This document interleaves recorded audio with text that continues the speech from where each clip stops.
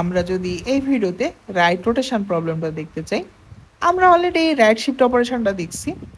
So right শিফটে কি হতো, আমাদের আমাদের যে এই এলিমেন্টটা আমরা এই পিছন থেকে দেখাই যে আমাদের এই আইতম ইন্ডেক্সে i-1 ভ্যালুটা এসে বসার চেষ্টা করতো।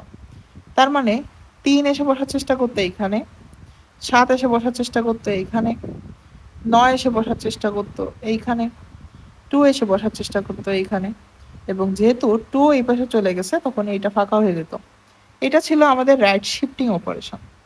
সো এখানে আমরা কি দেখতেছিলাম যে 4 এই এলিমেন্টটা হারায় যাচ্ছে।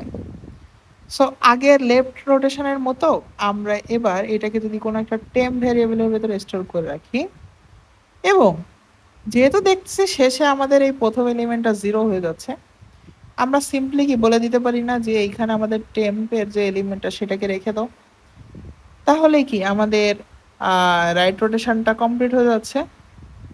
বুঝতে পারতেছো? আমি এইখানে একটু সিমুলেট করে দেখাই। 2 9 7 3 4।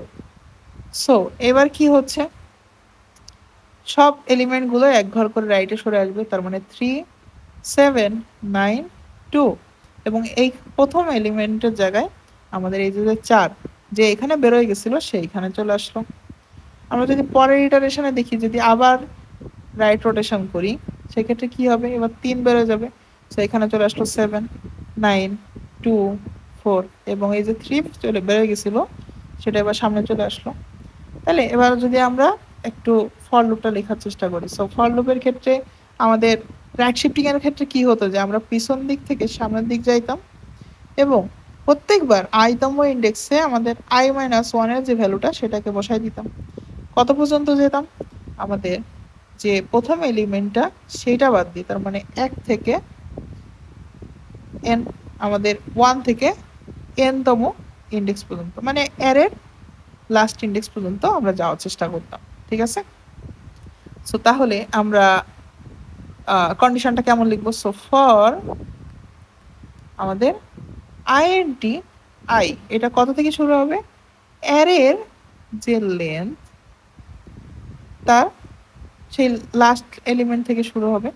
সো কত পর্যন্ত আমাদের আইটা কমবে, আমাদের আই যতক্ষণ পর্যন্ত 0-র থেকে বড় আছে ততক্ষণ পর্যন্ত কমুক, এবং এর ভিতরে আমরা সেই অপারেশনটা করব। কি অপারেশন, আইতম ইন্ডেক্সে i-1 এর ভ্যালুটা টেনে এনে বসাই দিব। তার আগে আমাদের কি করতে হবে, এই দেখো লাস্ট এলিমেন্টটা আমাদের হারায় যাচ্ছে না রাইট শিফট করার সময়।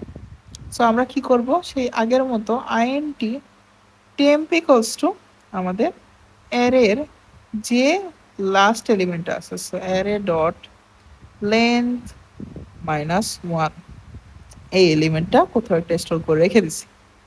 এবার কি করব, অ্যারের i-তম ইন্ডেক্সে প্রত্যেকবার অ্যারের i-1 এর এলিমেন্টটা টেনে এনে বসাই দিচ্ছি। ঠিক আছে, বসাইলাম। তাহলে আমাদের এই 4টা এলিমেন্টের, এই যে দাঁড়াও আমি আঁকায় দেখাই, এই যে প্রথম লাস্ট যে 4টা, এই 4টা এলিমেন্টের শিফটিং ডান। তো আমাদের 0 নাম্বার ইন্ডেক্স এখন আপডেট করতে হবে। সো আমরা এই লাইনে কি করব, আমাদের যে অ্যারের 0 নাম্বার ইন্ডেক্স আছে ওখানে জাস্ট আমরা সিম্পলি টেমটাকে অ্যাসাইন করে দেব। ঠিক আছে, তাহলে কি হলো, টেমটা আমরা এক জায়গায় রেখে দিয়েছিলাম, আমরা রাইট শিফটিং করলাম, এবার 0 নাম্বার ইন্ডেক্সে তো আমাদের সেই এই পাশ থেকে যে ভ্যালুটা বেরোয় গেছিল সে সামনে চলে আসতে পারে। সো এবার আমরা কি করতেছি, লাস্ট ওইটা জাস্ট অ্যাসাইন করে দিচ্ছি। সো রাইট রোটেশন এই প্রবলেমটাও আমরা কিভাবে করলাম হোপফুলি তোমরা বুঝতে পারছো।